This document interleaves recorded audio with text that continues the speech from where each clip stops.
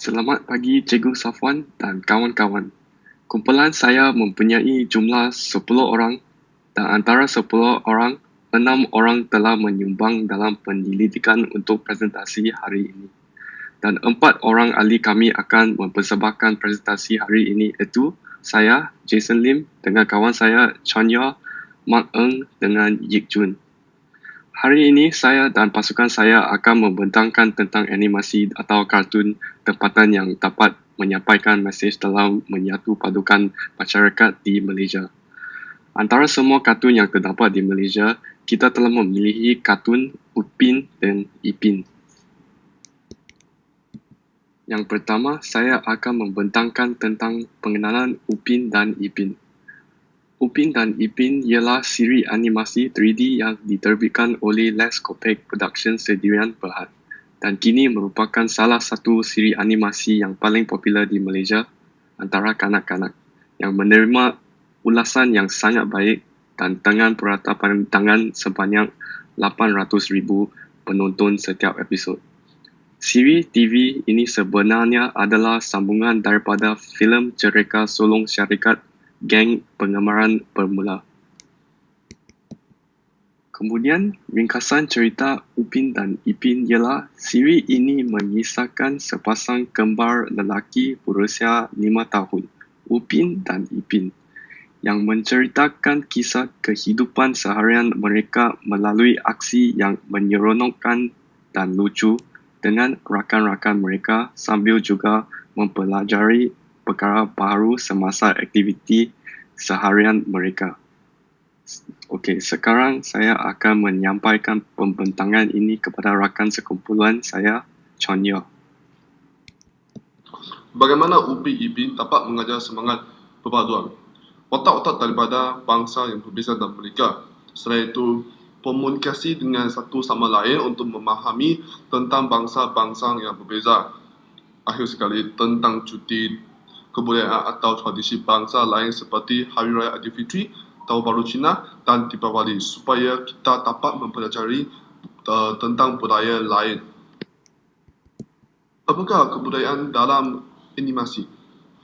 Tetapan Upin dan Ipin dapat memberi penonton memaham kepada kehidupan bangsa-bangsa lain. Selain daripada itu, menunjuk kepada penonton terhadap kehidupan satu komuniti yang mempunyai banyak bangsa dalam satu kampung. Akhir sekali, menunjuk bagaimana kita dapat berkomunikasi dengan bangsa yang lain tanpa menyinggung perasaan mereka. Pertama, peranan Upin Ipin dalam memupuk perpaduan kaum di Malaysia iaitu bahasa Melayu sebagai bahasa utama dalam komunikasi. Selain itu, melihat apabila watak-watak yang mempunyai pelbagai bangsa masih dominan dengan menggunakan bahasa kebahasaan seperti watak. Akhir sekali, memupuk kegunaan bahasa Melayu dalam golongan kanak-kanak Upin dan Ipin, medium yang terbaik dalam memantapkan penggunaan bahasa Melayu di kalangan anak-anak. Sekian, terima kasih. Saya akan menyampaikan presentation untuk Mark. Memupuk sikap hormat, menghormati kepada orang tua, mementingkan sikap hormat, menghormati orang tua supaya menjadi teladan kepada anak-anak yang kecil. Dapat dilihat apabila watak-watak dalam filem ini, terutamanya watak Upin dan yang sentiasa menghormati Opa dan juga Tok Dalang, hubungan rapat antara satu sama lain. Watak yang terbilang kaum juga merupakan peranan yang boleh diambil di dalam filem ini, memperlihatkan secara optimum tentang bagaimana nilai-nilai perpaduan dan persepakatan yang ada dan terjalin dalam watak-watak pada filem animasi ini, mengenali pelbagai budaya yang terdapat sesama mereka menyerapkan nilai-nilai yang dibawa kepada anak-anak supaya dapat dijadikan ikutan oleh mereka. Sekarang saya akan menyampaikan pembentangan ini kepada rakan sekumpulan saya, Jun.